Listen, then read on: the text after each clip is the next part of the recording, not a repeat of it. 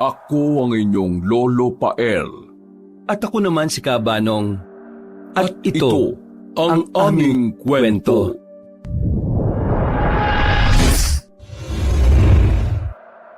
Ang baryo ng San Pablo ay isang lugar na tila ba nakalimutan ng panahon. Tahimik dito at may malalawak na palayan. Ang hangin ay sariwa at naglipana ang mga niyog sa kung saan-saan. Napatingin sa mga ito ang bagong saltang 3 tao na nagpapanggap na isang pamilya. Tinawag nila ang sarili na pamilya Karimlan dahil sa meron silang madilim na lihim. Dumating sila sa nasabing baryo sakay ng tricycle. Yan na lang po, Manong. Sa may lumang bahay na kahoy. Napatingin ang nagmamaneho ng tricycle kay Romuel na mukhang 13 anyos lang pero ang totoo ay mas matanda pa siya sa inaasahan. Ito kasi ang nakamit niyang sumpa bilang isang duhang. Ang duhang ay isa sa mga pinakakakaibang uri ng lumang aswang. Kapag nagpapalit ng anyo ay malapaniki ang itsura, pero ang likuran ay katulad ng sa kamelyo na may 2 umbok. Ito ang dahilan kaya sila tinawag na duhang. Ang angkan nila ay galing sa natural na aswang na isinumpa ng isang babaylan nung unang panahon. Ginagamit ng mga duhang ang 2 umbok sa kanilang likuran para itago roon ang kanilang biktima. Pero meron kasi yung maliit pero parang elastikong butas na kayang magpasok ng isang tao. Kapag naiwan sa likuran nila ang biktima nang bumalik sila sa pagiging normal na tao, magmumukha silang buntis kahit pa na lalaki. Ang 2 niya namang kasamang magkapatid na si Leia ay babaeng 30 anyos at Salong, lalaking 35 anyos. Parehong aswang din na nagpapanggap ng mga magulang ni Romuel. Mga natural na aswang lang sila na sabik sa sariwang karne at dugo ng tao. Mga sunod-sunuran lang sa utos ni Romuel. Huwag po kayong mag-alala, Manong. Diyan po talaga kami titira. Di ba po, Nay? Tay? Oo. Diyan mo na lang kami sa gilid, di ba ba? Napakibit na lang ng balikat ng tricycle driver saka huminto sa isang gilid. Pagbaba nila ay nagbayad kagad si Leia ng 50 pesos. Pag-alis ng sasakyan ay sabay-sabay nilang pinagmasdan ang nasabing bahay. Kitang-kita sa mukha ni Romuel ang pagkadismaya. Sinamaan niya ng tingin ng 2 alagad. Kahit kailan talaga, ang papalpak niyong kumilos. Pinuno, saktong-sakto lang po kasi yan sa pera natin eh. Huwag po kayong mag-alala dahil napag-usapan naman namin ng kapatid ko na pagagandahin natin ang lugar na yan. Siguraduhin niyo lang, ha? Opo, Pinuno. Gagawin nating paraiso ang lumang bahay na yan. Sige, naniniwala na ako. Tara na sa loob, mga peke kong magulang, nanay at tatay. Katulad ng usapan nila, sa loob lang ng higit 2 linggo ay napaganda nga nila ang lumang bahay. Marami-rami na rin silang nakilala sa baryo ng San Pablo at inakala nga ng ibang tao na isa silang masayang mag-anak. Subalit, lingid sa mga tao ay dito na magsisimula ang kalbaryo sa kanilang lugar. Sumapit na ang pasukan. Nag-enroll si Romuel sa pampublikong paaralan ng baryo katulad ng isang normal na batang lalaki. Maayos ang uniforme niya. Dala ang peking school records at palangiti sa lahat. Dahil sa makinis niyang muka at balat, ay mabilis siyang naging sentro ng atensyon ng mga kaklase. Isa sa mga kaklase niya ay ang dalagitang si Ades, na 15 taong gulang na. Uy, bagong estudyante ka, di ba? Anong pangalan mo? Romuel, kayo po. Makapo ka naman. Hindi naman nagkakalayo ang edad natin eh. Ilang taon ka na ba? 15. Ikaw ba? 13. Mas matanda ka nga sa akin eh. Pero wag mo na akong puin. Siya nga pala, tawagin mo na lang akong Ades. Sige, at hindi na ako magpupo sa'yo. Total, parang makidad lang naman tayo eh. Pero bagay sa'yo yung pangalan mo, ha? Paano mo nasabing bagay? Matapang kasi ang aura mo eh. Kaya bagay na bagay sa'yo yung pangalan mo. Sus, hindi ako basta nagtitiwala sa mga ganyang pangiti-ngiti mo. Bakit naman? Minsan kasi ang ngiti na yan, lalo na yung mga matatamis na ngiti ang ginagamit ng mga naninira. Sigurado kang 15 ka lang? Para ka kasing tatay ko kung magsalita eh. Ganito kasi ako pinalaki ng tatay ko eh. Ngayon lang talaga ako nakikihalubilo sa mga kaedad ko. Dati kasi ay yung tatay kong sundalo lang ang palagi kong kasama. Tsaka yung mga katrabaho niya. Kaya ganito ako makipag-usap. Ah, kaya pala. Ang galing naman. Gusto ko tuloy makilala ang tatay mo. Gusto ko rin kasing magsundalo pagdating ng araw eh. Sige, kapag nagpunta siya rito. O kaya minsan, isasama ko kayo sa bahay para makilala niyo si tatay. Naudlot ang pag-uusap nila dahil dumating na ang guro. Pag-upo ni Romuel sa isang gilid ay pasimple pero matalim niyang minatyagan si Ades. Tila kasi may kakaiba siyang kutob sa dalagita. Kailangan ko mag-ingat sa kanya. Mukhang na-train siya ng gusto ng tatay niyang sundalo eh. Nagsimula na ang klase at umakto na ngang normal si Romuel katulad ng tipikal na estudyante. Nakihalubilo siya sa mga kaklase at nakisa kahit ang totoo ay minamatyagan niya lang ang mga yon para mapili kung sino ang pwedeng mabiktima. Pagsapit ng recess, nang nasa kantin sila at kumakain, nilapitan siya ni Ades at seryosong pinagmasdan. Sa unang pagkakataon ay nakaramdam ang duhang ng pagkailang sa isang tao. Napaisip na naman tuloy siya habang nakatingin pa rin sa kanya ang dalagita. Nakakainis naman to kung makatingin. Kung wala lang kami dito sa maraming tao, kanina ko pa to pinatay eh. Bakit parang bumubulong-bulong ka dyan, ha, Romuel? Ha? Wala. Bakit ka nakatingin? May problema ba sa mukha ko? Wala, may tanong lang ako. Ha? Ano yun? Bakit pa na yan tingin mo sa akin kanina nung nasa klase tayo? Bakit ko naman gagawin yun? Kunwari ka pa? Akala mo siguro hindi ko mapapansin yun, no? May gusto ko na ba sa akin kagad? Wala ah. Kapag ginawa mo ulit yun, babatuhin na talaga kita ng ballpen. Gets mo? Oo na. Ngumiti lang ang dalagita at nakipag-apiran sa kanya bago umalis. Nang mawala na yun sa paningin niya, ay nakagat niya ang labi at nakuyom ang mga kamao dahil sa galit. Hindi niya tuloy na malaya na nagdudugo na pala ang labi niya sa sobrang pagkainis. Sinisimulan ako ng batang yun ah. Maghintay-hintay ka lang, Ades. Magpakasaya ka muna ngayong bata ka. Nagsimula na nga siyang kumain ng pananghalian at ilang saglit lang din ay bumalik na siya sa silid-aralan. Mabilis na lumipas ang oras. Pagkatapos ng klase ay naglakad na si Ades pa uwi. Sa pinakakanto ay naghiwa-hiwalay na sila ng mga kaklaseng sina Jamal at Mia. Pero bago siya makarating sa kanilang bahay ay hinarang siya ni Romuel. Bulaga! Akala mo naman magugulat ako sa'yo.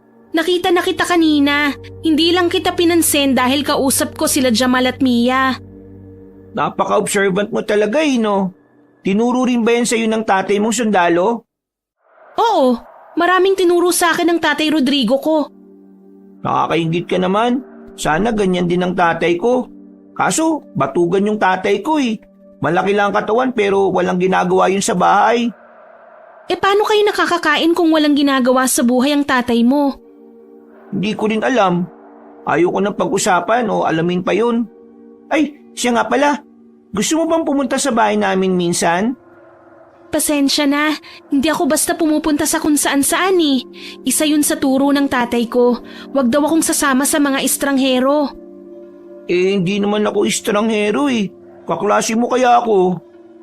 Pero hindi pa naman kita ganun kakilala eh. Sa bagay. Pero kapag naisipan mo sabihin mo lang sa akin. May mga bagong video games kaming dala ng nanay Leia ko. Yung mula sa syudad. Pwede mo rin isama sina Jamal at Mia kung gusto mo. O kaya, yung iba pa nating classmates. Sige, titignan ko. Hindi naman ako mahilig sa video game, pero baka yung mga kaklase natin, oo. Mauna na ako sa'yo Mag-aalas 5:30 na eh. Magagalit ang tatay Rodrigo ko kapag inabot ako ng alas 6 sa labas. Sige, mag-ingat ka. Pag-alis ni Ades ay saka dumating si Leia na kanina pa nagtatago sa isang sulok. Pagkakita sa kanya ni Romuel ay bigla yung sumeryoso ng pagmumukha. Nakita mo yung babaeng yon? Matalino siya at magaling. Bukod dun masarap ang amoy ng karnit dugo niya. Pero mahihirapan tayo sa kanya. Kaya nga po, Pinuno. Susundan ko na ba siya para matyagan? Ako nang bahala sa kanya. Pagtuunan niyo ng pansin yung kilos ng mga tao sa lugar na to para malaman natin kung paano tayo kikilos. Mag-ingat lang kayo dahil merong sundalo dito na mukhang veterano. Tatay siya ni Hades. Kaya pala masyado rin siyang mapag-obserba sa paligid. Napansin ko nga siya kanina na patingin-tingin sa kinaroroonan ko. Kaya pinigilan ko talagang huminga at gumalaw. Sige na at bumalik ka na sa bahay at sabihin mo sa kapatid mo yung nangyari dito. Magkita na lang tayo mamaya. Susundan ko muna si Hades para alamin ko kung anong ginagawa niya sa bahay nila. Sige po, Pinuno. Mag-iingat ka. Nagiwalay na nga kagad sila ng landas. Nang dumilim na ang paligid ay ginamit na kagad ni Romuel ang pangamoy upang matunton ang bahay ni Hades. Nang malanghap na niya ang mabangong samyo ng dugo ng dalagita, ay mabilis siyang kumilos at tinungo ang bahay nito. Naabutan niya yon nakausap na si Mang Rodrigo. Isang sundalo na matagal nang retired pero halatang batak na batak pa rin sa pag-iensayo dahil sa hubog ng katawan. Nasa isang silid yun at nag-aayos ng mga koleksyon niyang kutsilyong mga ginamit na noon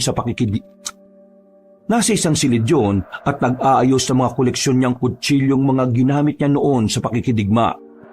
O anak, kumusta ang araw mo ngayon sa school? Bakit parang tulala ka dyan? Anong iniisip mo, ha? Tay, may bago kong kaklase. Maganda yung kutis niya. Oy, bakit? Crush mo yung bago mong kaklase? Hindi po, no? Anong meron sa kaklase mo? Bakit mo ba siya nabanggit? May napansin po kasi ako sa bagong kaklase namin, kay Romuel. Kung kutob yan, makinig ka sa sarili mo. Pero huwag kang basta kumilos o gumawa kagad ng hakbang, ha?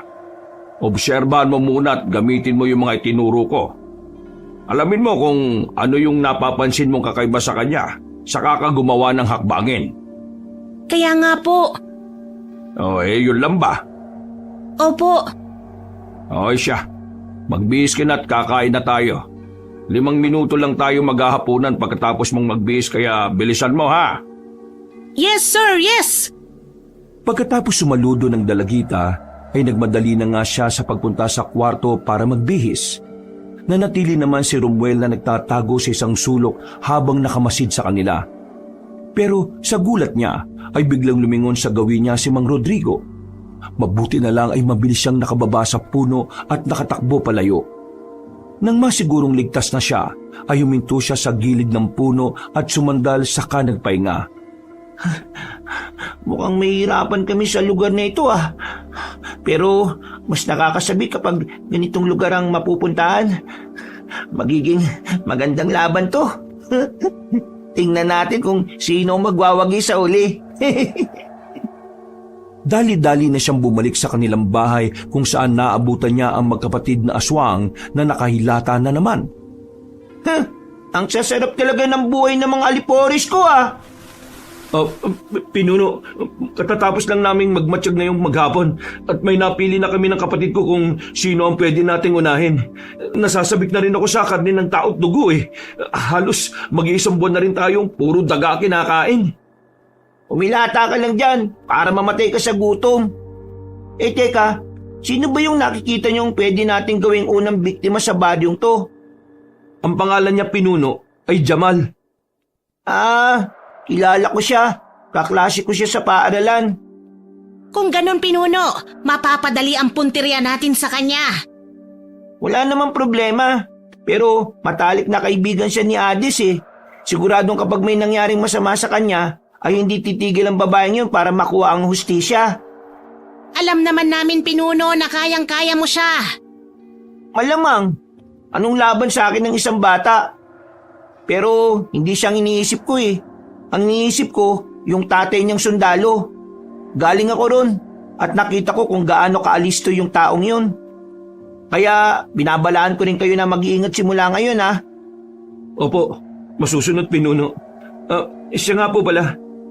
Tuloy ba yung planong pagpatay sa Jamal na yon? Gawin niyo lang ang gusto niyo. Pero katulad ng sinasabi ko, mas maging maingat kayo dahil itong San Pablo kaiba sa mga napunta na natin.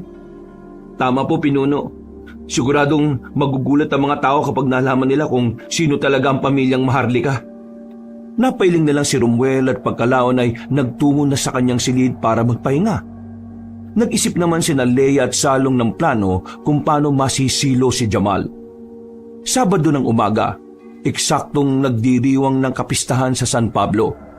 Ang sentro ng baryo ay puno ng banderitas at kung ano-anong palamuti, pati mga tindero at tindera ng kung ano-anong paninda. Halos ang lahat ng kabataan ay nasa plaza. Isa na roon si Jamal, ang pinakamatalik na kaibigan ni Ades. Mula sa hindi kalayuan ay nakamatsyag lang sina Leia at Salong sa mga kabataan at pinakikinggan ng usapan. Nasama na nga sa talakayan ang patungkol sa pag-imbita ni Romuel sa bahay. Halatang gustong-gusto ni Jamal na magpunta roon, pero kitang-kita naman ang pagpigil ni Ades sa kanya. Nasabi nga sa akin na may handaan nga raw mamayang gabi kina Romuel. Pero bakit ka pupunta ron, Jamal? Wala ka bang napapansin sa mga taong yun? Sa pamilya Karimlan? Bukod sa parang hindi sila naliligo, may iba talaga akong kutob eh. Kaya please lang, wag mo nang ituloy ang binabalak mo. Sa iba na lang tayo pumunta, yung mas safe at mas masarap ang pagkain. Alam kong gusto mong makapaglaro sa video game na sinasabi niya, pero para pa rin siyang estranghero para sa akin eh. Wala akong tiwala sa pamilya niya, lalo na sa kanya. Magpunta na lang tayo mamaya sa bahay nila Mia. Mag-videoke tayo ron. Malungkot na lang na sumang-ayon si Jamal kahit ang totoo ay gustong-gusto niya talagang magpunta sa bahay ni Romuel para makapaglaro ng sinasabing video game. Sa kanilang lugar kasi ay bihira ang taong nagkakaroon ng ganon. Kumbaga mayaman o may kaya na lang sa buhay. Naghiwalay muna ng landas ang magkaibigan para maligo samantalang nakaantabay pa rin si Romuel sa bawat kilos ni Ades. Sina Leia naman at Salong ang palihim na nagmamanman kay Jamal. Nang makumpirma nilang magpupunta sa bahay nila ang target ay umuwi na kagad silang tatlo at naghanda. Siniguro nilang magiging malinis ang una nilang gagawin na pambibiktima. Mabilis na lumipas ang oras. Palihim ngang nagtungo si Jamal sa bahay ni Romuel at ayon pa sa kanya, wala siyang ibang pinagsabihan dahil alam niyang magagalit si Ades. Medyo may pagkasilahis kasi si Jamal. Kahit na lalaking-lalaki ang kanyang mukha, ay malambot naman siya kung kumilos. Ito ang dahilan kaya una siyang tinarget ng pamilya Karimlan. Pagpasok ng batang silahis, ay gumanap na nga silang tatlo bilang isang pamilya. Nay! Tay! Nandito na po yung bisita ko. Si Jamal po, yung kaklase ko. Siya po yung tinuturing kong best friend sa loob ng klase. Pasok, Jamal, anak. Maupo ka at ipaghahanda ko kayo ng masarap na pagkain. Buksan mo na muna yung video game, anak, Romuel. Opo, Nay. Ay, teka po. Nasaan po si tatay? Nasa likod ng bahay at naghahanda sa pagkain natin. Ah, ganun po ba? Nakakagutom tuloy. Natatakam na kaagad ako eh. Ako nga rin eh. Sige na at magpakaabala na muna kayo dyan ng kaklase mo, anak. Nagtungo na nga sa kusina si Leia habang sina Romuel at Jamal ay naiwan sa sala para maglaro ng nasabing video game. Tuwang-tuwa at libang na libang ang silahis na lalaki. Walang kamalayan sa panganib na naghihintay sa kanya. Sa paglipas ng oras ay dumating ulit si Leia dala ang masarap na pagkain at may kasama na itong palamig na inumin. Nagpasalamat nga ang bata sa kanila at kumain na habang nagpapatuloy sa paglalaro. Maya-maya pa, nang makaramdam na ng kabusugan ay tumigil sila saglit dahil nagbanyo na rin muna si Jamal. Mula naman sa kusina ay napapangiting pinagmasdan ng duhang na si Leia na tuwang-tuwa rin. Alam kasi nilang magiging matagumpay ang plano ngayong araw. Pagbalik ng batang lalaking silahis, ay tinabihan siya ni Romuel at inakbayan. Pinga na muna tayo saglit, best friend ko. Magkwentuhan muna tayo. Ngumiti si Jamal at nakipag-apiran sa kanya. Masayang-masaya talaga ang pakiramdam niyon dahil sa unang pagkakataon ay nakapaglaro siya ng video game. Ang akala niya kasi ay hindi na niya magagawa yon. May kwento ko sa iyo, Jamal. Tungkol sa batang hindi na tumanda. Alam mo kung bakit? Napakunot ng noo si Jamal at seryosong napatingin sa kaibigan sabay tanong ng bakit. Ngumiti naman si Romuel at muling sumagot. Kasi hindi siya tao. Sasakmali na sana niya ang kaklase ng walang ano-ano ay makarinig siya ng malakas na boses sa labas. Pagsilip ni Leia sa bintana ay nakita niya si Hades at isinisigaw ang boses ni Jamal. Dahil doon ay naantala ang plano. Sumilip din kasi kaagad ang lalaking si Lahi sa bintana. Nakita siya kaagad ng babae kaya wala nang nagawa si Romuel kundi ang pasimpleng mapaismid na lang.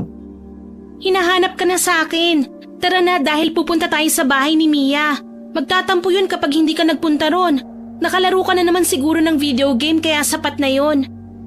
Nagpaalam na nga si Jamal sa pamilya Karimlan na ramdam ang pagkainis dahil sa pagkabitin ng kanilang plano. Nang nasa pintuan na ay sumalubong kagad sa kanya ang dalagita at hinila siya palabas ng bakuran. Nagmamadaling tumakbo silang dalawa palayo sa bahay habang nakatinglang si Romuel na napapakuyom na ng mga kamao. Pagkarinig naman ni Salong sa mga nangyari ay tumalon siya palabas at hinabol ang dalawa. Pero mabilis din ang mga yon na tila nawala na lang na parang bula. Pagbalik niya ay nagwawala na si Romuel na kitang-kita sa mukha ang galit. Pinuno, pasensya na dahil hindi ko sila nahabol. Wisit na babaeng yun. Sinusubukan niya talaga pasensya ko ah. Sige lang, magpakasaya ka ngayon. Marami pa namang oras para masilo ko kayo eh. Ano pong gagawin natin ngayon, Pinuno? Ano pa ba? Di manguli ka na muna ng mga daga. Damihan mo ah, para kahit papano mabusog naman tayo. Wala mo namang bibiktima ng tao hanggat wala ang hudyat ko. Hindi pa sa atin pumapanig ang kapalaran at kailangan lang natin maghintay ng tamang panahon. Sinunod na nga ni Leia at Salong ang kanilang pinuno. Nang hunting sila ng mga daga at ito muna ang ginawa nilang pamalit sa naudlot na sanang masarap na hapunan. Sumapit ang Lunes, bumalik sa eskwelahan si Romuel na tila walang ekspresyon sa mukha at walang bakas ng kagulumihanan. Si Leia at Salong ay naroon din na kunwaring hinatid siya bilang magulang. Nang makita niya sina Hades, Jamal at Mia ay napapangiti niyang nilapitan ang mga yon at kinausap. Isinantabi niya ang matinding pagkainis kay Hades dahil kailangan niyang umaktong normal para hindi siya mahalata. Oh, kumusta kayo, Jamal? Masarap yung luto ng nanay Leia ko, no? Nandun siya, oh. Nalimutan mo kasing magpasalamat nung Sabado kasi nagmamadali kayong umuwi. Pero okay lang naman yon. Lumapit nga si Jamal kay Leia at Salong para magpasalamat at tumingi na rin ng tawad dahil sa pag-uwi niya ng nagmamadali. Pakunwari namang naintindihan ng dalawang aswang ang nangyari. Pero ang totoo ay takam na sila sa lalaking si Lahis.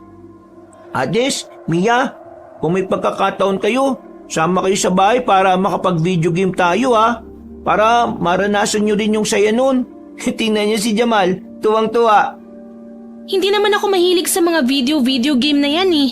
Mas gugustuhin ko pang magtanim ng kamote. May maganda pa akong magagawa at makakatulong pa ako sa mga magulang ko. Grabe ka naman sa akin. Parang sinabi mo na wala akong itinutulong sa mga magulang ko ah. Ikaw ang nagsabi niyan. Tara na, Jamal, Mia. Pumasok na tayo sa loob dahil darating na si Ma'am Reyes.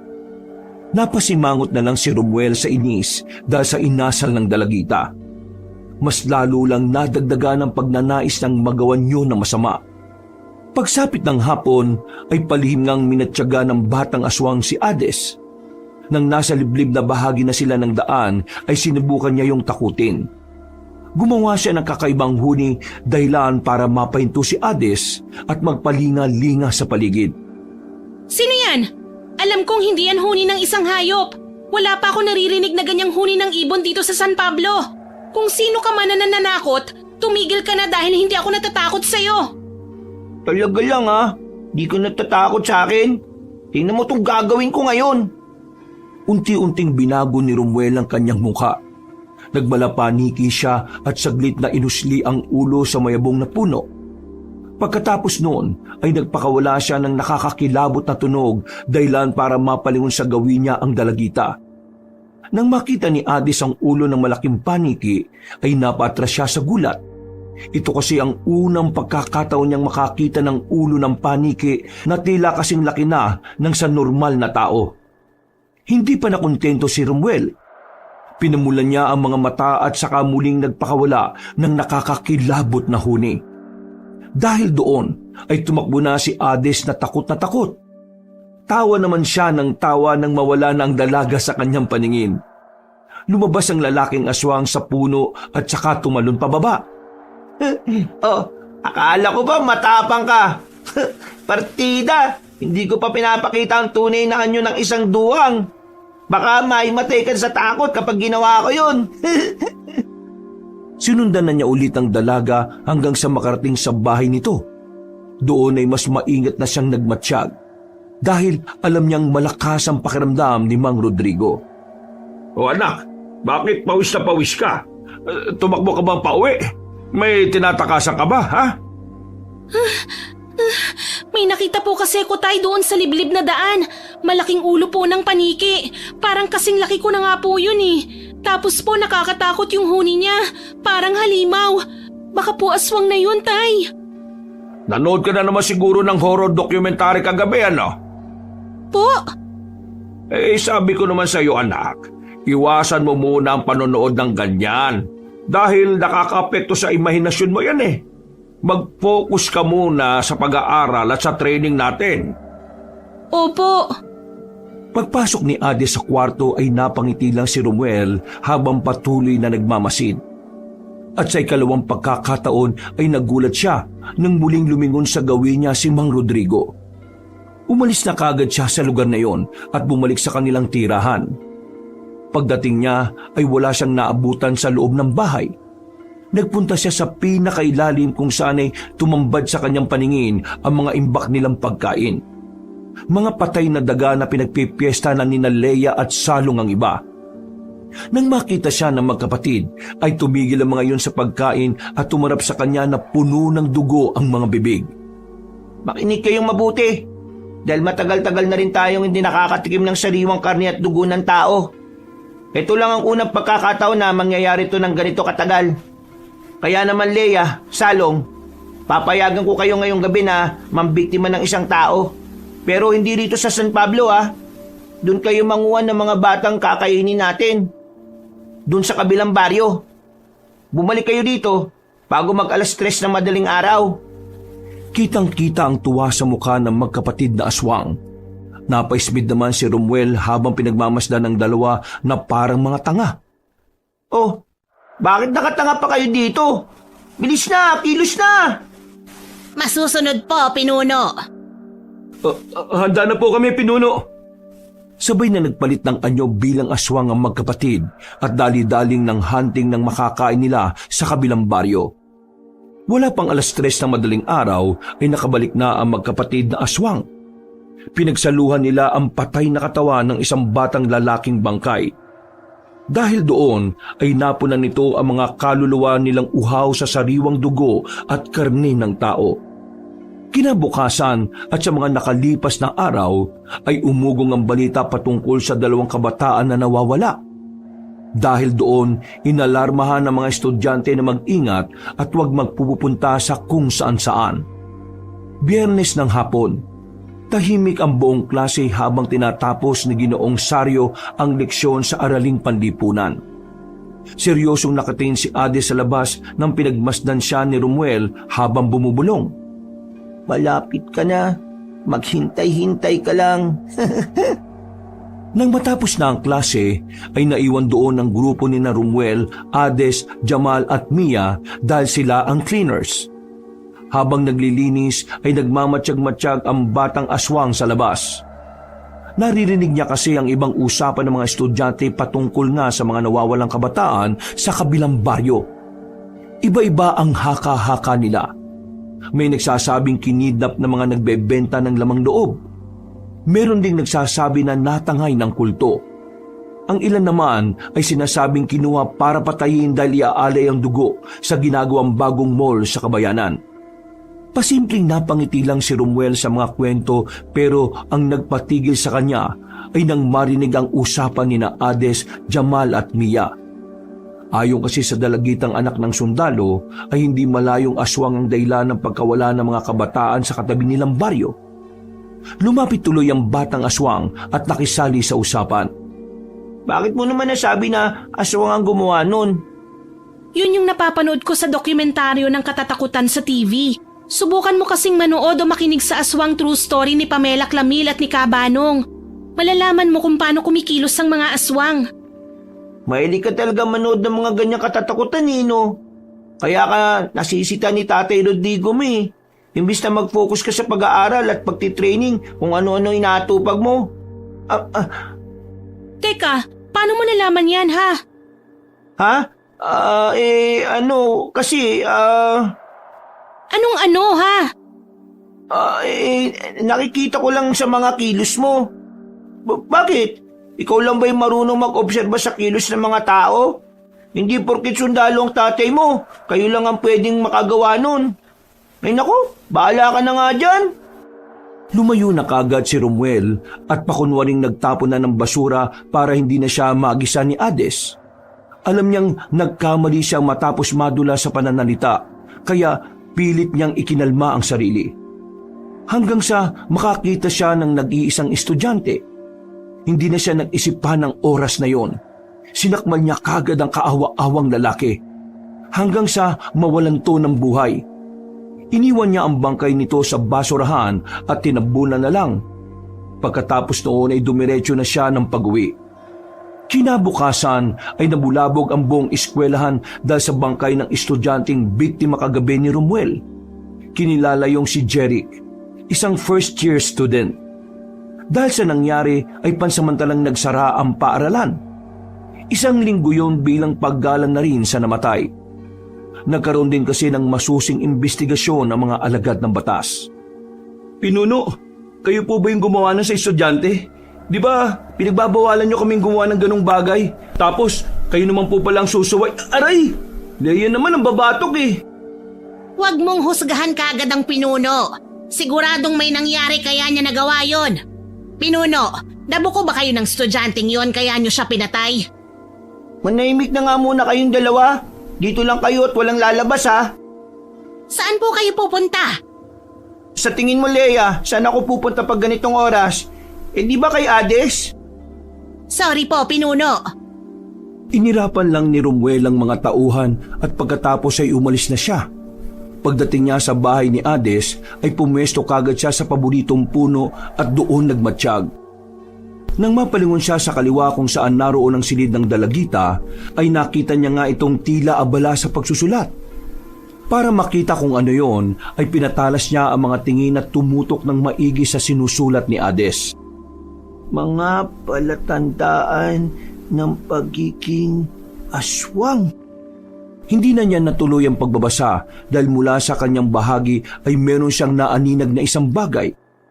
Nang lingunin niya yun ay naggulat na siya dahil may malaking bato na papunta sa kinaroroonan niya. Pagtingin pa niya sa hindi kalayuan ay nakita niya na si Tatay Rodrigo pala ang may gawa nun. Madali niyang iniwasan ang bato at nakapagkubli sa mayabong na puno pero nanatili pa rin ang Ginoo sa tapat nito. Kung sino ka mang damuho ka, lumabas ka dyan! Magpakilala ka! Ilang beses na kitang napapansin na nagmamatsyag sa amin Sino ka ba? Kapag hindi ka bumaba dyan sa puno papuputok kita ng baril ka! Umismid lang si Romuel pero ang totoo ay medyo kinabahan din talaga siya. Pero hindi niya pinakinggan ang sinabi ng sundalo. Luminga-linga lang siya sa iba pang puno at umisip kung paano matatakasan ang gusot na nilusutan niya. Maya-maya pa ay lumabas na rin si Ades at narinig niya ang boses ng nasabing babae. Ano pong meron, Tay? Pumasok ka na muna sa loob ng bahay. May tao dun sa puno at nagmamasid sa atin Ilang beses ko nang napapansin yun Sige na, pumasok ka na ron. At huwag kang lalabas hanggat hindi ko sinasabi, ha? Opo. Ano? Hindi ka ba talaga lalabas dyan? Wala nang mapagpilian si Romuel kundi ang tumalon palayo at mag-anyong duhang. Mabuti na lang din ay hindi na siya nakita ng sundalo pero ramdam niya na sumusunod ito kaya mas binilisan pa niya ang pagtakbo hanggang sa makarating siya sa liblib na daan. Nakampante na siya dahil di na niya naramdaman ang presensya ni Mang Rodrigo. Dali-dali siyang nag-anyong tao at saka bumalik sa kanilang bahay. Dahil sa nangyaring yon, ay nagpalamig na nga rin muna ang pamilya Karimlan. Umakto muna ulit sila na isang masayang pamilya para makaiwas sa pagkabuko ng kanilang totoong katauhan. Isang gabi, sa unang pagkakataon, habang natutulog si Romuel ay dinalo siya ng kakatuwang panaginip. Nalaman ng araw ni Ades ang totoong pagkatao niya bilang isang duhang. Kaya habang nasa paaralan sila, ay siniguro niyang hindi na mabubuhay pa ang dalagita. Nagpambuno sila hanggang sa biglang inihagis ni Romuel si Ades sa dingding. Umalulong siya at mula sa kanyang likuran ay unti-unting umusli ang dalawang bukol. Tumubo ito at gumalaw na parang merong laman sa loob. Ang likod niya ay parang may buhay. Anong klaseng nilalang ka? Isa akong duwang! Duhang? Oo, ilang siglo na akong ganito. Sa anyo ng isang batang 13 anyos. Kaya kung inakala mo na mapapatay mo ako ng basta-basta, nagkakamali ka dahil marami na akong karanasan sa buhay kung paano makaligtas. Wala akong paki kahit sino ka pa. Papatayin kita! Hinugot ni Ades ang kutsilong binigay ng kanyang ama mula sa medyas. Tumalo naman si Romuel papunta sa dalaga, pero mabilis siyang nakaiwas. Tumama ang duhang sa mesa at nagkabasag-basag ang mga gamit. Dahil doon ay narinig ng ibang estudyante ang ingay kaya pumasok sila sa silid. Na-corner nila ang duhang at sabay-sabay na sinabuyan ng gasolina at inapuyan. Napahiyaw si Romuel sa sobrang pagkabigla kaya napabalikwas siya ng bangon. Sa unang pagkakataon sa tanambuhay niya ay doon lang siya nakaramdam ng takot bilang isang aswang. Anong nangyari, Pinuno? Bakit po kayo sumigaw? Hindi na niya nasagot ang dalawang alagad dahil tumayo siya at uminom ng tubig. Pagkatapos noon ay lumabas siya ng bahay bilang isang sinaunang aswang na duhang at nang biktima na naman sa ibang baryo. Inilagay niya sa umbok na likod ang batang biktima at dinala pa uwi kung saan pinalantak niya kina Leia at Salong na tuwang-tuwa dahil sa kanyang pasalubong. Pinuno, wag po kayong magagalit sa tanong ko, ha? Ano po ba yung napanaginipan nyo kanina? Napansin ko po kasi na parang namumutla kayo pagkagising nyo. Anong namumutla, ha? Sinasabi mo bang natatakot ako? Ang pinuno mo na isang maalamat na aswang na kung tawagin ay duwang? Eh, hindi naman po sa ganon. Patawad po. Pero ano nga po ang napanaginipan niyo, Pinuno? Si Ades, sa panaginip ko, naglaban kami. Tapos, na-corner ako at sinunog nila ako ng buhay. Naku, ganun ba, Pinuno? Masamang pangitain po yan. Kaya dapat talaga tapusin na natin ang babaeng yon. Tama po ang kapatid ko, Pinuno. Wala na tayong dapat aksayahing oras. Malamang pinakita sa iyo ng panaginip kung ano ang posibleng mangyari kapag hinayaan natin siya ngayong mabuhay. Tama po si Salong, Pinuno. Doon dati sa pinanggalingan naming nayon, bago ka namin makilala, merong babaylan na nagsabi sa akin na kapag ang panaginip o bangungot ay para mong nararamdaman na totoo, ibig sabihin ay totoong mangyayari yon. Pinuno, nung sinusulog ka po ba sa panaginip nyo, naramdaman nyo yung mainit na pagkapaso ng apoy? Oo, ramdam ko na para akong nilulukob ng kumukulong apoy ng impyerno. Sobrang sakit nun at sobrang hirap. Ang ibig sabihin lang po nun ay totoong mangyayari yun sa inyo, Pinuno. Ibig sabihin ba, mapapatay ako ng isang batang babae lang? Hindi ko po sinasabi ang ganon, pero wag niyo pong isawalang bahala ang pangitaing panaginip ninyo, Pinuno. Kapag hindi natin naagapan yan, mangyayari po talaga yan. Ano ngayon ang suwisyon niyo magkapatid sa akin? Dapat, gawan na natin ang paraan para mapatay ang babaeng si Ades. Wala na po tayong dapat aksaying oras, Pinuno. Katulad ng sinabi nyo kanina, hindi pwedeng mapatay lang kayo ng isang batang babae. Kahit ako, hindi ko po matatanggap yun eh. Tama po si Salong, Pinuno. Sabihan niyo lang po kami at kikilos kagad kami ng kapatid ko. Kukunin namin ang babaeng yon at pahihirapan kung yun po ang nais ninyo. Hindi ang katulad lang niya ang tatapos sa aming pinuno dahil nasaksihan naming magkapatid ang bangis ng isang duhang. Hindi kayo pwedeng mamatay sa kamay ng isang walang kwentang tao. Maraming salamat sa mga sinabi nyo. Pero hindi ako naniniwala sa ganyang pangitain eh. Tama kayo, Leia at Salong. Hindi ako mamamatay sa kamay ng isang hamak na batang babae na wala namang karanasan sa pakikipagsagupa sa mga katulad natin.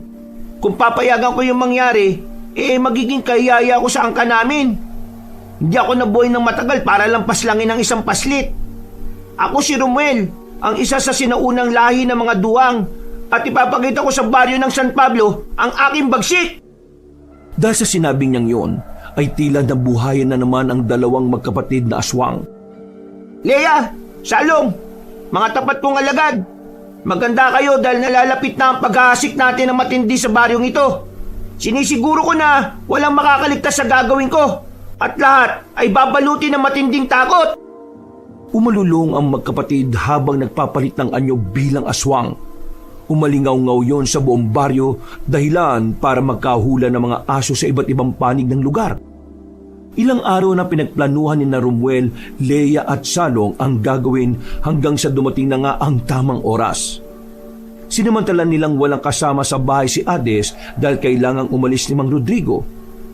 Sumapit ang hating gabi sa buong baryo. Walang katao-tao sa kalsada at kahit ang mga kuliglig ay tila nananahimik. Sa ilalim ng madilim na ulap ay marahang lumapag ang pamilya Karimlan sa palibot ng bakuran. Handa na ba kayo? Opo, Pinuno. Handang-handa na, Pinuno. At tulad na napag-usapan natin maghintay na lang kayo dito sa kakawayan at ako nang bahala sa babaeng yun. Ano mang makikita niyong papalapit sa lugar na to? Kung sa tingin niyo'y hadlang tapusin niyo na kaagad. Pagkatango ng dalawa ay dali-daling lumundag si Romuel papunta sa bubungan at gumapang sa kisame para makapasok sa loob ng bahay. Kung tutuusin, ay kaya naman niyang salakayin kaagad ng dalaga, pero mas pinili niyang tila sorpresahin ito at takutin pa muna. Pero hindi niya inakala na siya pala ang masosorpresa. Lingid sa kanyang kaalaman ay naghihintay lang ang dalagita at tila nabasa na ang ganitong pagkakataon. Simula kasi nung gabi na nagmatsyag si Romuel at nabuko ni Mang Rodrigo ay mas lalo nitong pinalakas ang seguridad ng kanilang bahay. Pagdating sa kusina ay kaagad pinagana ng batang aswang ang malakas niyang pangamoy. Doon niya mas nakumpirma na nag-iisa nga lang talaga si Hades. Wala siyang kasama. Sino ang siraulong tatay na iiwanan ng anak na babae sa bahay gayong alam na nilang may mga pagkawala ng mga kabataan na nangyayari? Masyadong malaki ang tiwala ng sundalong yun sa anak niya. Pero hindi nila ako maiisa, dahil isa akong sinaunang aswang na duwang. Marahan na siyang naglakad papunta sa kwarto ng dalagita. At nang nasa harapan na siya nito ay lumanghap siya ulit. Naamoy niya ang sariwang karne at dugo noon kaya nakaramdam siya ng pagkatakam. Wala na siyang inaksayang oras. Malakas siyang sinipa ang pinto na kaagad na nabuwal. Nang papasok na siya ay ganun na lang ang kanyang pagkagulat dahil may mabilis na palasong bubulusok palapit sa kanya. Nakaiwas si Ruel pero tumama na sa braso niya ang nasabing patibong. Isa itong patalim na yari sa pinagsamang kahoy at bakal. May kasama rin pinigaang bawang sa pinakatalim.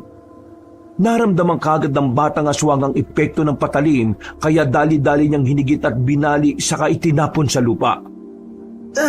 Naisahan ako ng ayop na yun Napaangil siya na narinig nila Leia at Salong na nasa bakuran. Subalit hindi naman nila masaklolohan ng kanilang pinuno dahil meron silang hindi maaasahang kasagupa. Ang tatay ni Hades na si Mang Rodrigo at ang kapwa nito retiradong sundalo na si Mang Etredud. Nasaan ka ginayupak ang babae ka? Mabilis na nagpalit ng anyo si Romuel bilang isang duhang. Maputlang balat na tila balat ng paniki. May dalawang umbok sa likuran na parang sa kamelyo pero may butasyon na tila humihinga. Matutulis sa mga ngipin na mas lalong nagpahalimaw sa kanyang dating. Mula sa likuran sa labas ng silid ay sumulpot si Hades at sinipa ang duhang na dumaus-us papasok sa loob ng kwarto. Pagkatapos noon ay merong kinalabit ang batang babae na matigas na tali sa isang silid. Dahil doon ay magkakasunod na bumulusok ang mga palaso na nasa loob ng kwarto kung saan naroon ng aswang. Naiwasan man ni Romuel ang iba pero dahil sa dami nito ay hindi niya naman natakasan ng ibang patalim. Pinagtatatanggal niya ang mga bumaon sa kanyang katawan dahil sa kakaibang init at sakit na nararamdaman. Pagkalaon ay galit na galit siyang hinarap ang dalagita na nakatayo lang sa harap ng pintuan. Yan pala ang totoo mong muka. Nakakaumay. Papanong? Hindi mo ba natatandaan na sinabi ko sa'yo na sundalo si Tatay Rodrigo? Kahit retiro na siya, hindi siya tumitigil sa pagsasanay. Kaya simula nang nalaman niya na ikaw yung nagmamatsyag sa amin, nagplano na siya at kasama ako sa pagpaplanong yon. Paano mo nadaya ang amoy mo? Kung eksperto ang mga aswang pagdating sa pang-amoy, eksperto naman ang tatay ko sa pagbabalat kayo dahil isa siyang spy. Wala kang takas ngayon, aswang ka. Sinasabi ko na nga ba may masama kang balak noon pa, lalo na sa kaibigan kong si Jamal. Pabuti na lang talaga at naagapan ko siyang puntahan sa inyo. Leia! Salong! Pumunta kayo rito! Makinig kang mabuti sa labas. Malamang sa mga oras na ito ay nilulupog na ng tatay at tiyo ko ang mga magulang mo. Doon na nga narinig ni Romuel ang mga ingay sa labas. Pinaganapan niya ang lakas ng pakiramdam hanggang sa marinig niya ang pag-angil ni Leia at Salong. Base sa mga naririnig niya, ay tila nahihirapan sa pagsagupa ang mga alagad niyang aswang, kaya naalarma siya dahil dito. Dahil doon ay galit niyang hinarap ang dalagita. Sumugod si Romuel na sugatan na dahil sa mga palaso. Inilabas naman ni Hades ang improvised na pana na may asintang kutsilyo sa dulo. Hindi ang isang katulad mong makakapatay sa akin! Tignan natin! Tikman mo to! Tinamaan na naman ang balikat ni Romuel kaya bumaliktad siya sa ere at nagpagulong-gulong pabalik sa loob ng kwarto. Pero mabilis din siyang tumayo dahil naramdaman niya ang pag-atake ng babae. Kinuha niya ang nasirang pinto at hinagi sa dalagita na niyukuran ito at nagtago sa isang silid. Papatayin kita! Ah! Hinagisan siya ni Hades ng pasabog. Pumutok yon pero nagawang maipansalag ni Romuel ang kama dahilan para hindi siya masyadong maapektuhan ng pagsabog. Ilang saglit pa nga ay nabuwal ang bubungan at mula roon ay sumulpot sina Leia at Salong na nasa anyo na ngang pagiging aswang. Sugatan din ang mga yon katulad ni Romuel. Pero nagulat ang magkapatid nang makita nilang maraming tama ang kanilang pinuno. Pinuno, umalis na po tayo rito! Isa tong patibong! Ah! Tatlong magkakasunod na putok ng barilang tumama kay Salong. Tumilapon siya at nahulog sa bintana dahilan para mapasigaw si Leia. Ilang saglit pa ay dumating na nga rin sa loob si Mang Rodrigo at Mang Etretud. May hawak na bigating barilang dalawang retiradong sundalo. Hindi na kayo makakalis dito, mga aswang! Papatayin kita sa ginawa mo sa kapatid ko! Mga hayop kayo! Kayo, mga hayop! Humanda kayo! Magpapaputok na sana si Mang Etretud ng baril pero sinunggaban siya ni Romuel at walang awang sinakmal sa leeg. Hindi niya tinigilan ang nasabing sundalo hanggang sa mawalan niyo ng buhay. Napahintulang din siya nang atakihin naman siya ni Hades. Nilubayan niya ang patay na sundalo at umatras habang humihingal. Sa dami na kasi ng sugat niya ay nahihirapan na siyang kumilos. Ramdam na rin kasi ang pananakit at epekto ng mga pangontra sa kanyang katawan. Si Leia naman ay umatake kay Mang Rodrigo, pero pinaulanan siya ng Ginoo gamit ang kutsilyong punyal na may ukit ng mga sinaunang dasal. Walang karapatang mabuhay ang mga katulad niyong walang awang pumapatay ng mga inosenteng tao! Kayo ng anak mo ang mamamatay! Nanghina ang babaeng aswang nang itarak ni Mang Rodrigo ang punyal sa tagiliran niya.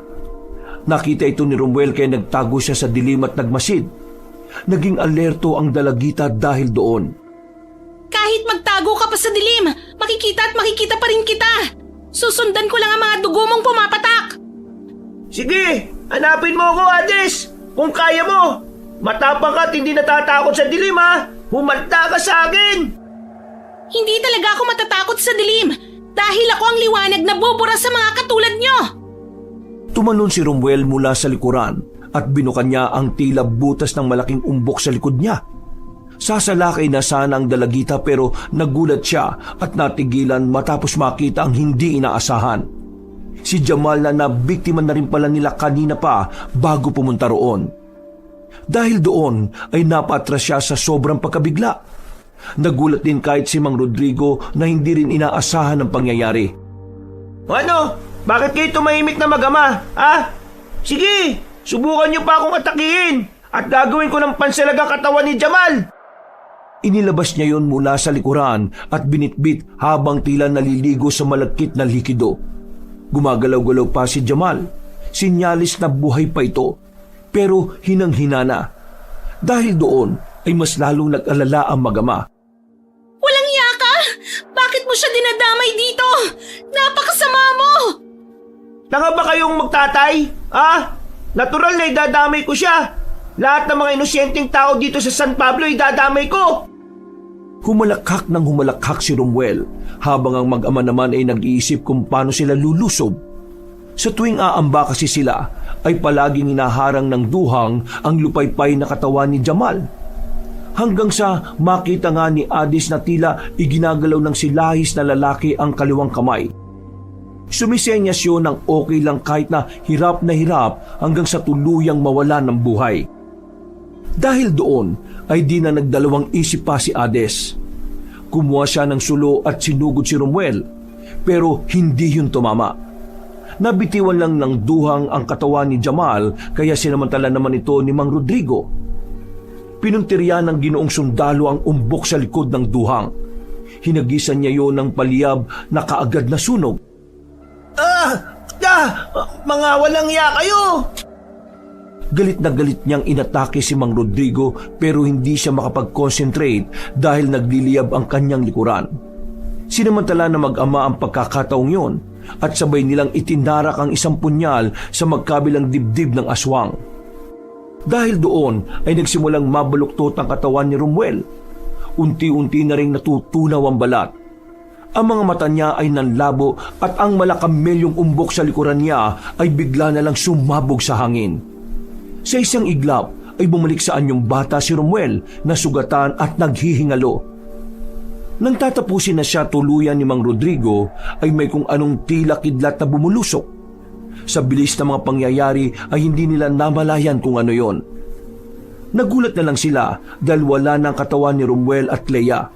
At paglingon ni Mang Rodrigo sa binata ay nakita niya si Salong na buong lakas na tumatakbo palayo sa lugar na yon. Itay, tumatakas na po sila! Hindi po sila pwedeng makaalis, Itay! Pinatay po nila ang kaibigan ko! Pinatay nila si Jamal kaya dapat din po silang mamatay! Sinentro pa ni Adis ang natitira niyang palaso pero pinigilan na siya ng kanyang ama. Hindi na rin siya nagpumilit sa huli dahil alam niyang masasayang lang din ang gagawin niyang yon. Sigurado kong hindi na mabubuhay ang duhang na yon.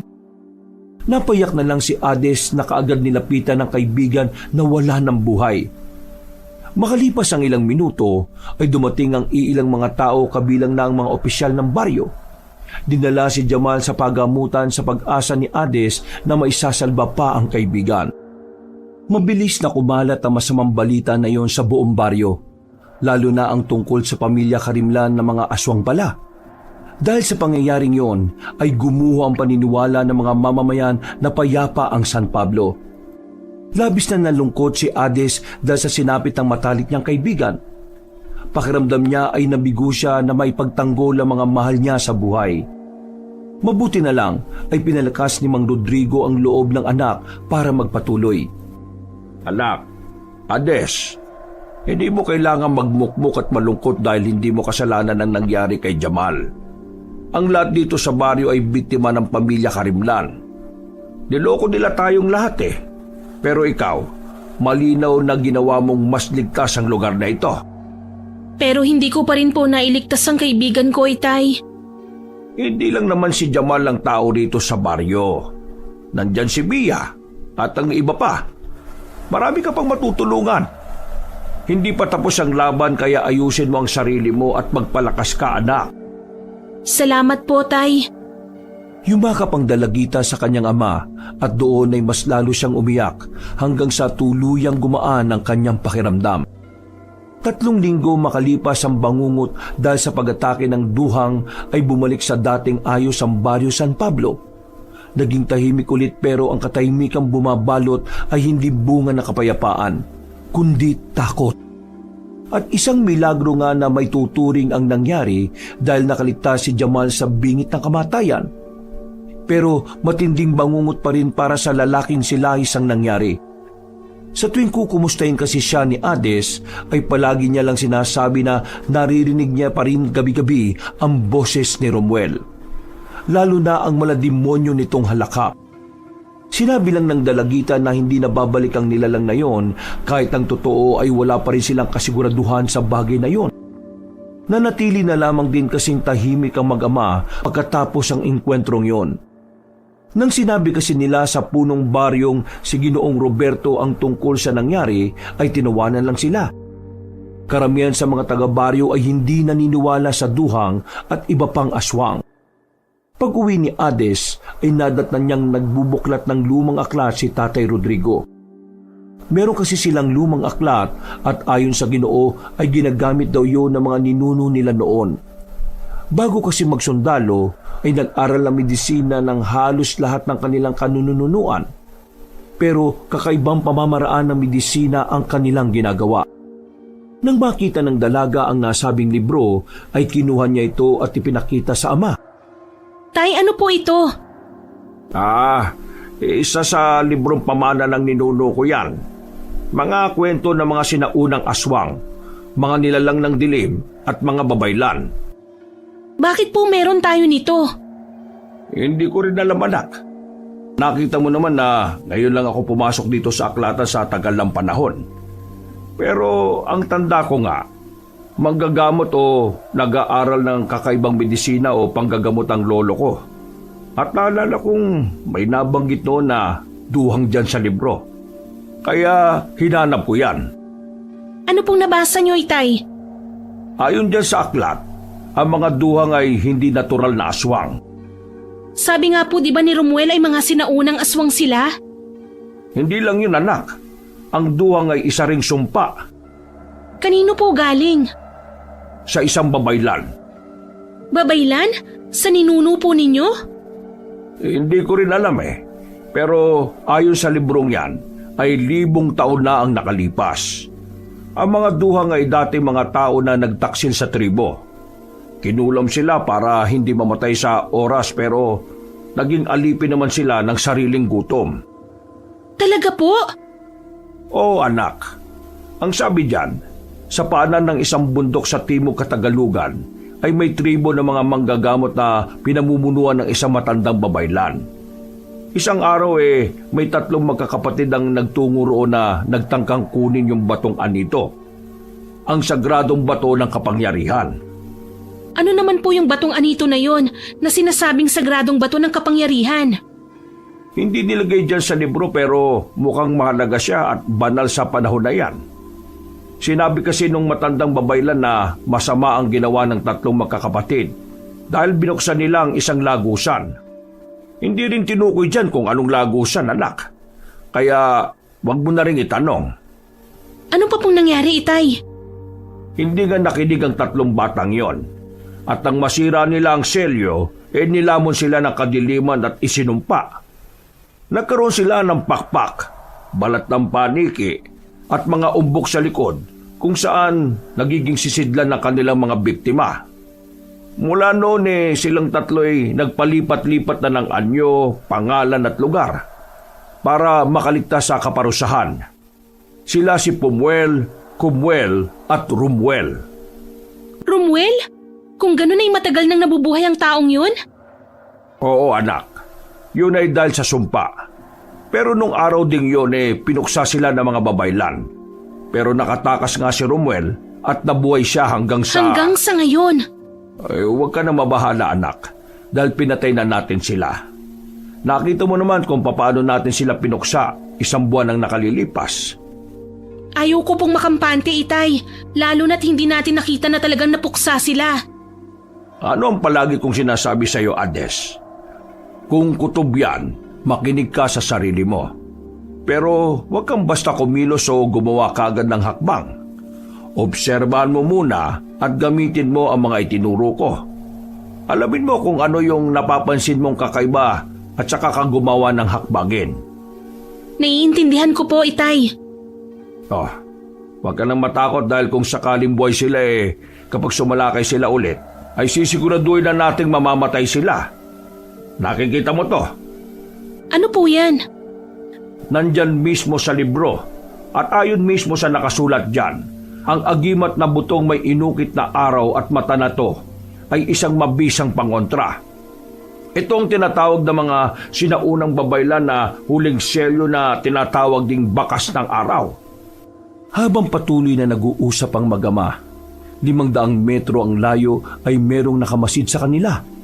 Si Romuel kasama si Salong. Simula nang gumaling sila, ay palagi na palang nagmamasid ang dalawa sa bawat kilos ng mga taga-baryo ng San Pablo, lalo na sa mag-amang Rodrigo at Ades. Pero kumpara noon ay hindi nakaaya-aya ang dating ng kanilang mga itsura. Kitang-kita ang sunog na balat ni Romuel habang si Salong naman ay kita rin ng ilang peklat sa katawan. Hindi naman pinalad na mabuhay si Leia dahil isa lang siyang normal na aswang na napuruhan sa pangontra ng kalaban. Pinuno, narinig mo po ang usapan nila. Ano na pong plano natin? Nagkataon lang din ba to?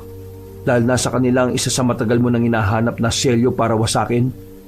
Nasa kanila pala yung bakas ng araw Mas lalo akong nagkaroon ng dahilan para patayin yung mag-amang yan.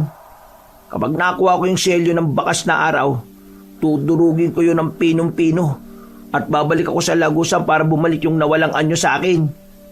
Pero mapanganib po ang gagawin nyo, lalo na hindi pa pulido ang kagalingan natin pareho. Hindi ako naging pinuno para magpakaduwag, no? Ngayon ay sinisiguro ka ng magtatagumpay tayo, lalo na't lagi natin silang minamatsagan. Wala silang kamalay-malay na nasa paligid lang tayo, nagmamasid at naghihintay. Ngayon, Salong, hindi kita pipigilan kung gusto mo akong iwan. Umalis ka na at huwag ka na magpapakita sa akin. Dahil kapag nag-cruise ang landas natin, hindi ako mangingiming patayin ka.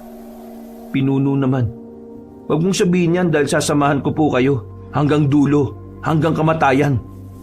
Kung ganun, maganda ka na sa huling pagsalakay natin. Pero, Pinuno, sigurado na po ba talaga tayong dalawa lang ang susugod? Salong, nasa katawan lang ako ng bata, pero hindi ako bata ako mag-isip. Sa palagay mo, ganun ba ako katanga para sumalakay ng ganito ang lagay natin? Magmadali ka na at may pupuntaan tayo.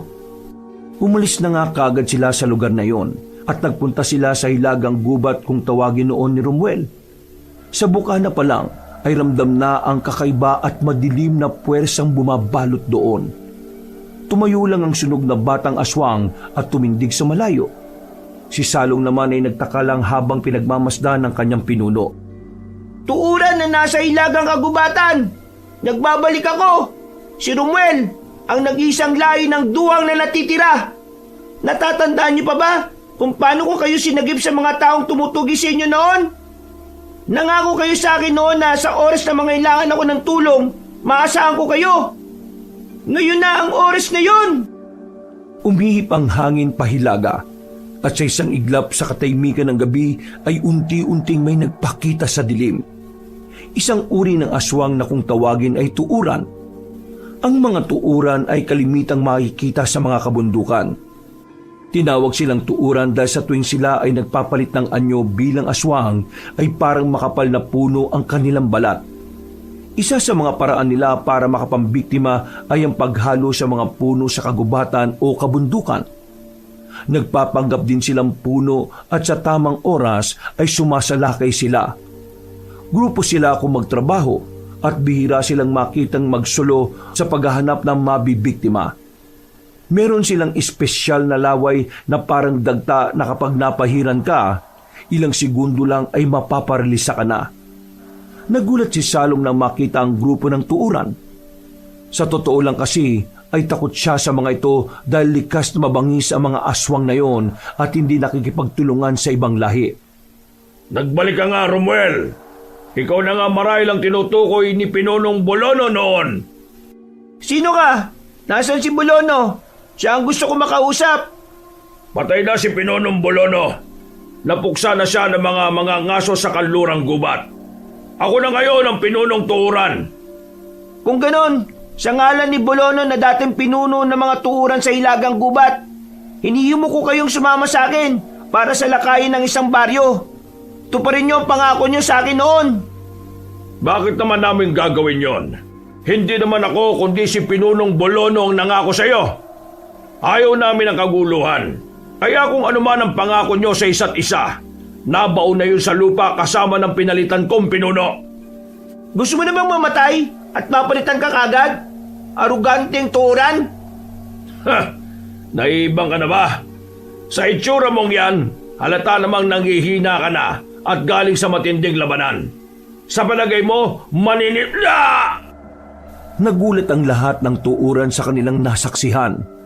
Putulang ka ng kamay ng pinunong tuuran matapos yung baliin ni Romuel. At habang nagsusumigaw sa sakit ang hambog na aswang, ay hinagis niya ang naputol na kamay sa harap nilang lahat. Makinig kayong mabuti mga tuuran sa Hilagang Kagubatan. Ang sino mang sasama sa akin sa pagsalakay ay sigurado makakatikim ng gantimpala at kapangyarihan kapag nakuha ko ng selyo ng bakas ng araw. Kapag nabuksan ko ng lagusan, pagkakalooban ko kayo ng kapangyarihang ninanais ninyo. Pero kung magmamatigas kayo at ulad ng pinuno niyong hambog, hindi kami magdadalawang isip ng tapat kong alagad na ubusin kayong lahat hanggang sa mawala nang matira sa lahi ninyo. Dahil sa takot, ay tumayo ang pinunong tuuran at napasang-ayon. Kaya naman sumunod na ang iba pa. Napangiti si Romuel pati si Salong ay nakipagkasundo na sila ulit sa pamamagitan ng palitan ng dugo ng aswang. Nang matapos na ang kasunduan ay wala na silang inaksayang oras. Nung gabi ding yun ay sinalakay nila ang baryo ng San Pablo. Nasa open basketball court ang mga mamamayan at masayang nanunood ng basketball. Habang abala ang lahat, walang ano-ano ay may isang lasing na sumigaw at takot na takot. Nakakita raw siya ng aswang na pinagtatawanan naman ng lahat. Pinangunahan pa ni Ginoong Robert ang pangungutya dahil nandun din siya at nanunood. Natigil ang laro dahil tumalamsik ang bola at gumulong sa madilim na bahagi ng damuhan. Tumakbo ang referee doon para kunin ang bola pero sa halip na bola ang bumalik ay ulo na mismo ang gumulong sa gitna ng palaruan. Nang makita yun ng mga tao ay nasindak ang lahat at nagkanya-kanya ng takbo.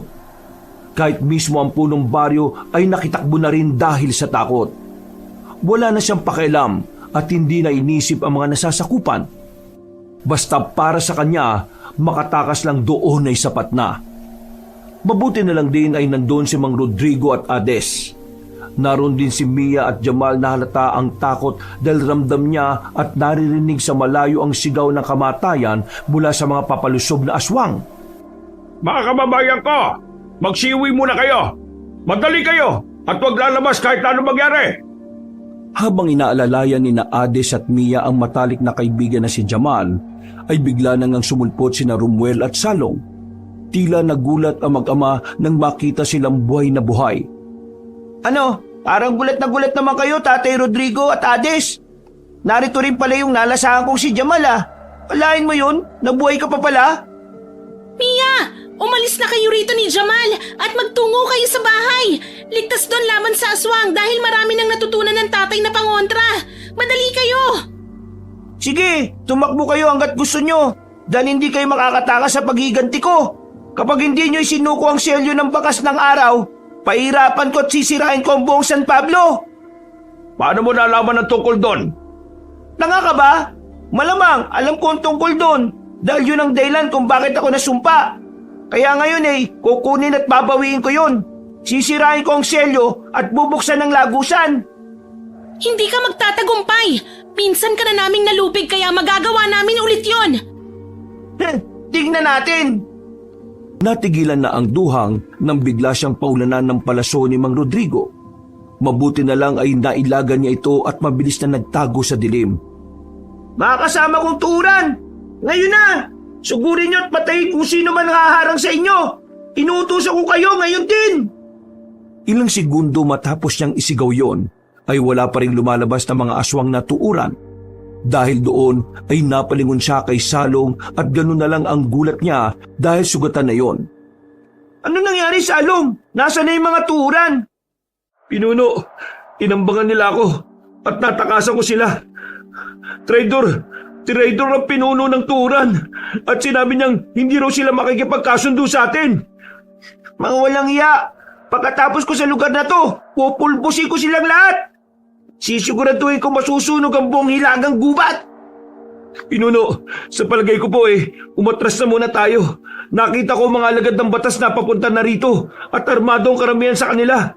Mahirapan po tayo at baka dumating pa sa punto na baka matuluyan na talaga tayo. Hindi ako alis.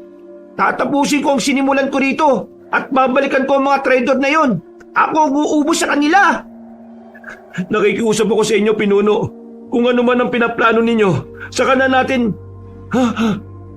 Naudlot na si Salong sa pagsasalita. Dalinampas na siya ni Mang Rodrigo ng bagong gamit nitong isang baston na may sibat sa dulo. Tinamaan ng lalaking aswang pero nakalayo kagad siya, pero bigla siyang tinamaan ng sulo ni Ade sa muka. Dahil sa panibagong pangontra na natutunan nila sa libro ay biglang nag-init ang katawan ni Salong. Pagkatapos, sa isang iglap lang ay biglang nagliyab ang buo niyang katawan. Naghuhumiyaw niyang tinakasan ng kamatayan pero huli na ang lahat dahil natupok na siya ng apoy. Patay siyang humandusay sa sahig habang si Romuel naman ay tila gulat na gulat at galit na galit sa mga nangyayari. Hindi pa nakontento si Mang Rodrigo dahil nilapitan pa niya ang aswang na nasusunog at pinaputukan ng baril sa ulo. Mga walang iya kayo! Papatay ko kayo lahat! Papatay ko kayo! Wala ka nakakampi ngayon, Romuel. Kaya kung ako sa'yo, susuko na ako. Manahimik ka! Papatayin ko kayo at pahihirapan! Pababahain ko ng dugo ang lugar na ito, kaya umanda kayo! Ikaw ang tumahimik! Hindi mo ba nakikita ha? Mag-isa ka na lang. Patay na yung nag-iisa mong kasama at naririnig naming nagtraidor sa'yo ang iba pang aswang. Alam nilang wala silang laban kapag sumugod sila. Hindi mo ba naiisip yun? Kung nagagalit ka dahil pinatay namin si Mang Salong, bakit hindi mo naisip yun simula pa lang? Na kapag sumugod kayo rito, mamamatay lang kayo. Sino ka para pangaralan ako? Isa ka lang 15 anyos na babaeng walang alam sa tunay na mundo. Ngayon, magbabayad kayong mag-ama at bilang ganti. Ang buong baryo ng San Pablo ang pagdudusahin ko. Biglang humangin ng malakas at sa isang iglap, ang anyo ni Romuel ay tila nagsimula ng magbago. Pero bago yun ay nilapitan niya muna ang nasunog ng apoy na si Salong at kinain to ng kanyang likuran. Maya-maya pa nga ay tila nag-umbukan na ang kanyang mukha. Sasalakay nga sana si Mang Rodrigo pero para bang nagkaroon ng malakas na hangin sa palibot ni Romuel. Dala ng matindi niyang pagnanais at galit ay para siyang nakabuo ng maitim at maliit na ipo-ipo. Mabuti na lang ay wala ng tao sa lugar na yon, kaya naman walang napahamak o natangay ng hangin. Ano na pong gagawin natin, Itay? Tandaan mo lang ang palagi kong sinasabi, anak. Kung kutob yan, makinig ka sa sarili mo. Pero huwag kang basta-basta kumilos o gumawa kagad ng hakbang. Obserban mo muna at gamitin mo ang mga itinuro ko. Alamin mo kung ano yung napapansin mo kakaiba sa kanya. Tsaka ka gumawa ng hakbangin. Naiintindihan ko po. Hinintay nga nilang mawala ang maliit na itim na ipo-ipong tila lumukob kay Romuel. At nang mawala yon, ay gano'n na lang din ang pagkabigla nila. Imbis na dalawa, ay nagkaroon na ng 4 na umbok sa likuran ng sinumpang aswang. At bawat isa ay humuhugis ng katawan ng mga taong meron na rin mukha. Ang isa ay babae, ang isa ay bata, ang isa ay matanda, at ang ika-4 ay ang mukha ni Romuel. Anong klaseng nilalang yan, Tay? Aswang pa po ba yan? Nakita ko na yan doon sa libro. Hindi yan may tuturing na aswang kundi isa talagang sumpa na nagkatawang tao. Mga walang silbing tao. Ako talaga magiging sumpa sa buhay ninyo. Kaya maganda na kayong mag-ama. Mabilis na sumalakay ang duhang. Nagpalundag-lundag siya sa mga puno at parabang anino na nawawala sa dilim. Naging alerto naman ang mag-ama at nagmasid-masid sa paligid. Ginamit nila pareho mga natutunan sa pagsasanay bilang isang sundalo. At nang umatake na ang sinumpang duhang ay nakaiwas sila. Pero nadapa si Hades dahil sa pagkabigla. Sinamantala yun ni Romuel para puntiryahin siya. Mabuti na lang ay to the rescue si Mang Rodrigo na mabilis na hinatak ang anak at itinayo. Mag-iingat ka at mas maging alerto ka, anak. Mas bumilis po siya, Itay. Oo nga, naramdaman ko nga ang kakaiba niyang bilang kaysa sa nung una. Kaya kailangan din nating ibahin ang pamamaraan natin. Mag-iisip ako ng plano at ikaw naman mag-obserba lang ng husto sa paligid mo dahil nawawala-wala siya sa dilim. Opo. Sige lang, gamitin nyo na ang lahat ng alas nyo dahil hindi nyo matatakasan ng sinasabi nyong sumpa. Ganito kabilis ang sumpang papatay sa inyong mag-ama, kaya kumaway na kayo kay kamatayan. Lulunuri ko kayong mag-ama sa likuran ko bago ko kayo tuluyang kainin. Ang dami mong sinasabi! Etong sayong hayop ka! Muling pinaulan ni Hades ang kanyang palaso, pero dahil sa bilis ng sinumpang duhan ay naiwasan lang ang lahat ng yon. Huminto si Romuel sa mismong ibabaw ng basketball ring at malakas na humalakak bago tila lumusong sa dilim at nagtago. Umalingaw-ngaw ang malademonyo niyang tawa na tila narinig sa buong baryo. Dahil doon ay natakot ang buong mga taga San Pablo at nagsimula sa kani-kanilang panalangin. Nakaramdam ng kakaiba ang mag-ama dahil tila mas lalong dumilim ang paligid. Nawala ang kaninang buwan at mga bituin sa langit na siyang nagbibigay liwanag sa gabi. Maging ang mga ilaw sa basketball court ay biglang nag-andap-andap. Patuloy na umalingaw-ngaw ang nakasisindak na halakak ng sinumpang duhang hanggang sa muling bumoses si Romuel mula sa kadiliman. Ngayong gabi na to, matitikman niyo ang pagsik ng pagiganti ng sinumpang duwang. Kapag nakuha ko ang selyo ng bakas na araw, kumanta kayong lahat dahil bubuksan ko ang lagusan. Walang iya ka! Napasigaw siyang lumabas sa kadiliman matapos siya lakayin ng pinunong tuuran. Makakasunod na pagtusok kasi ang ginawa ng nasabing aswang sa kanyang likuran. Duguan siyang nagpatalon-talon sa puno at saka dumistansya sa lahat. Nagulat naman sina Mang Rodrigo at Hades sa kanilang nasaksihan. Ito ang unang pagkakataon na makakita ng ganong klase ng aswang ang dalagita. Ano pong aswang yan, Tay? Hindi rin ako sigurado pero nakita ko na rin niya sa lumang libro. Isa yata yang... Ako ang pinuno ng mga tuuran sa Hilagang Gubat. Hindi magpapasako po susunod kanino man. Magbabayad ka sa ginawa mo sa kaliwa kong kamay, Romuel. Traitor ka nga, ayop ka! Ginawa ko naman ang sinabi mo. Sumunod kami sa iyo rito sa San Pablo. Pero hindi na namin obligasyon na makisama sa kabaliwan mo. Nandito ako para gantihan ka.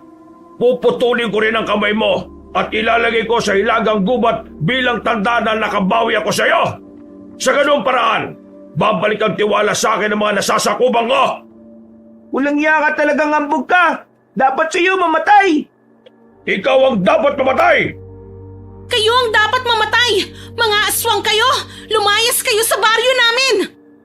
Sabay silang nagpaula ng palaso ng kanyang ama. Maraming beses at walang tigil kaya sabay ding umiwas ang pinunong tuuran at ang sinumpang duha. Nang makahanap ng tiyempo si Romuel ay sumalisi siya sa traidor na aswang at saka yung binundol.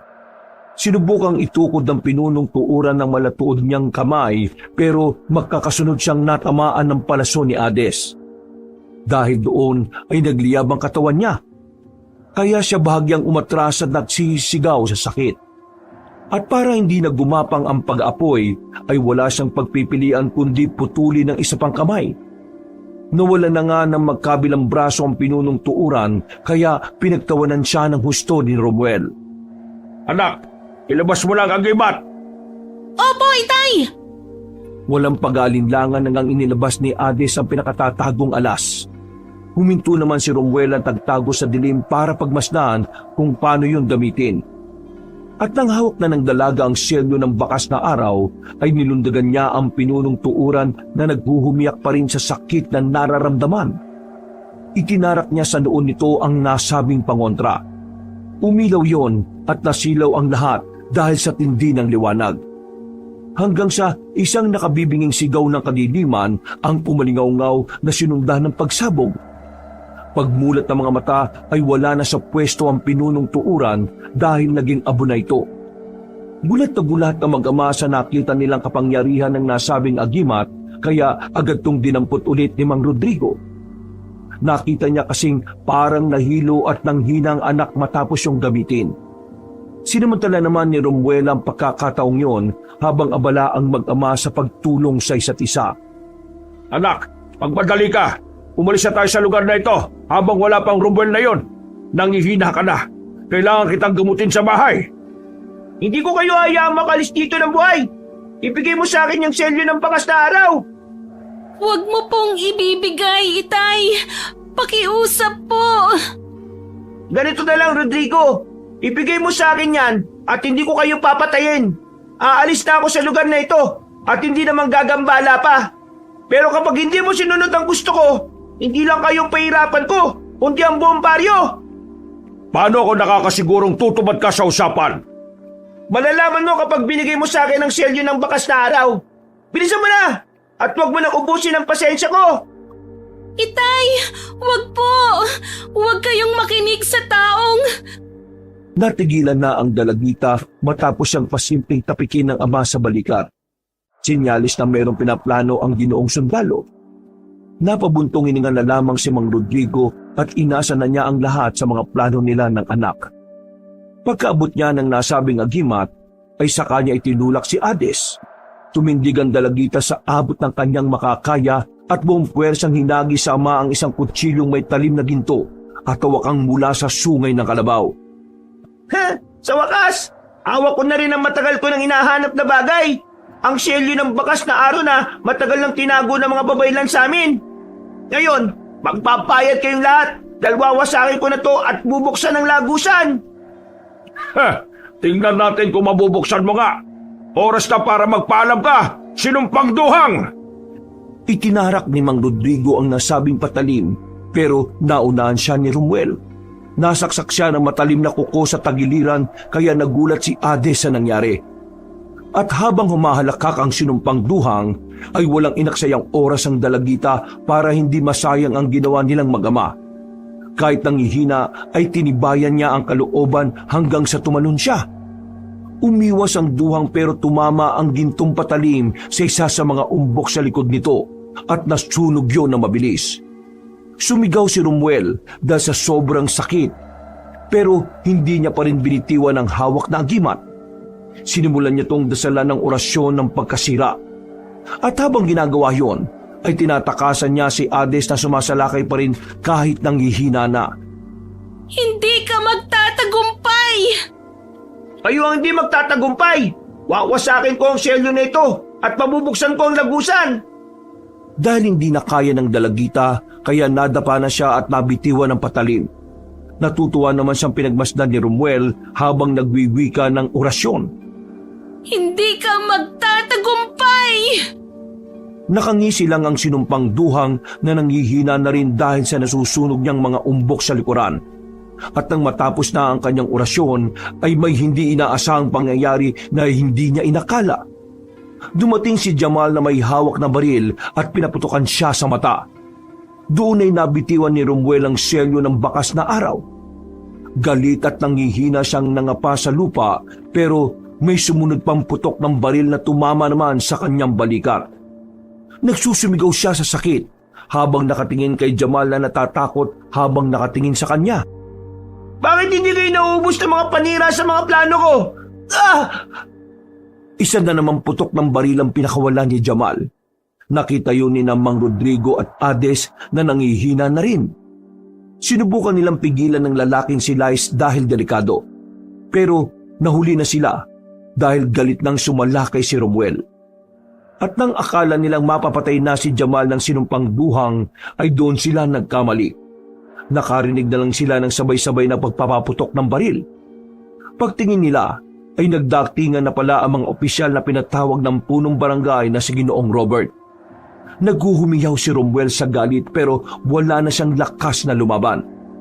Samantala, dahan-dahang tumayo ang mag-ama at lumapit sa unti-unting nasusunog na aswang. Habang pinagmamasdan ni Romuel ang mga nakapalibot sa kanya, ay doon niya biglang naalala ang napanaginipan niya noon, na sinunog siya at pinatay sa pangunguna ni Hades. Ikaw yung nasa panaginip ko. Anong ibig mong sabihin? Ganito yung panaginip kong yun. Pinalilibutan ako ng mga tao habang unti-unting nasusunog. Nagkatotoo nga ang sabi ni Leia at Salong. Kung nakinig ka na lang sana sa kanila. Gusto ko lang naman makalaya at magkaroon ng payak na pamumuhay. Pero bakit ito'y pinagkaloob sa akin ng langit? Hindi na nila maintindihan kung ano ang sinasabi ni Romuel dahil unti-unti na pala itong nagbabalik tanaw sa nakalipas. Ang totoong dahilan nilang magkakapatid noon kaya sinuway nila ang pinagbabawal, may nakapagsabi sa kanila na kapag binuksan nila ang lagusan, anumang hiling nilang karangyaan ay mangyayari.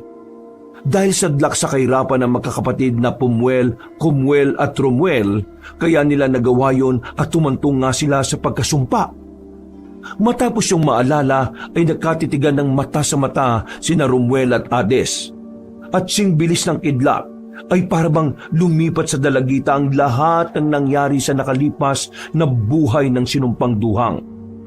Nagulat siya at natulala hanggang sa maramdaman na lang niya na pumapatak na ang kanyang luha. Habang tinutupok ng apoy si Romuel ay huling salita at bulong sa hangin ang ipinarating niya kay Hades. Nakita mo na ngayon ang buong katotohanan at ang mapait na kwento ng isang sinumpang duwang. Ngayon ay ikaw lang ang nakakalam ng kwentong to na babaunin mo marahil hanggang sa pagdating din ng oras mo. Paalam, Hades. Pagkatapos sa mga katagang yon, ay tuluyan nang nilamon ng apoy ang sinumpang duhang. Ayos ka lang ba, anak? Ayos lang po ako, Itay. Bakit ka umiiyak? Umiiyak po ako dahil natapos na tong lahat. Sigurado po akong tapos na to. Tama ka. Tapos na nga ang kalbaryong ito. Tuluyan ang ligtas ang Baryo San Pablo laban sa mga sinumpang duhang. Lumapit si Jamal at maigpit na niyakap si Hades. Dumating din ang isa pa nilang kaibigan na si Mia na nakiyakap na rin at nakiiyak. Pagkatapos ng pangyayaring yon, isang buwan ulit ang lumipas ay naging normal na ulit ang takbo ng buhay ng mga taga San Pablo. Malaki na ang naging respeto ni Ginoong Robert sa paniniwala sa mga aswang at iba pang kababalaghan. Pero ang nangyaring yon ay nanatiling sikreto at pinagbabawal ng mga nakasaksi ang pagbabalita ng katotohanan sa iba. Ang pinalabas lang ng punong baryo ay may isang mamamatay taong nangursonada na napatay din naman kaagad. Iiwasan kasi nilang bigyan ng hindi magandang imahe ang baryo ng San Pablo dahil maraming nadayo sa lugar na iyon lalo na tuwing piyesta. Samantala, lumipas pa ang mga araw. Dahil nababagabag pa rin si Hades sa nalaman niyang katotohanan tungkol sa buhay ni Romuel, kaya naman naisip niyang isulat ang kwento ng buhay nito at kung paano sila nagtuos. Sabi kasi ng Tatay Rodrigo niya, ay ganun raw ang ginagawa ng mga ninuno nila noon. Kaya ginaya niya kahit mahirap. Nang mabasa to ng kanyang tatay ay nagulat at napayak din ang Ginoo sa katotohanang nalaman na ang magkakapatid na Pumuel, Kumuel at Romuel ay biktima lang din pala ng mapaglarong tadhana at panahon. At dahil doon ay isang desisyon ang napag-usapan nilang mag-ama. Mula sa likod ng kanilang bahay ay nagukay sila ng abot sa 6 na talampakan ng lalim at doon nila inilibing ang isang baul na naglalaman ng mga sikreto. Kasama na rin ang selyo ng bakas na araw. Sigurado ka na ba, anak? Ililibing mo rito ang lahat ng alaala na meron ka. Opo, hindi naman po maililibing ang alaala ko dahil baon ko ito hanggang kabilang buhay. Kung may makatagpo man ang nilibing natin dyan, siguradong malalaman ng lahat ng yon sa tamang panahon. Matapos silang magngitian, ay tinakpan na nga nila ng lupa ang mga bagay na dapat ilibing at ibaon na sa limot. Dumating ang mahabang panahon at meron lang nakadiskubre ng nasabing bagay. Ginawang palamuti sa bahay ang selyo ng bakas na araw hanggang ang mapait na kwento ng buhay ni Romuel ay napapakinggan ng mga tao sa iba't ibang panig ng mundo. Wakas. Ako ang inyong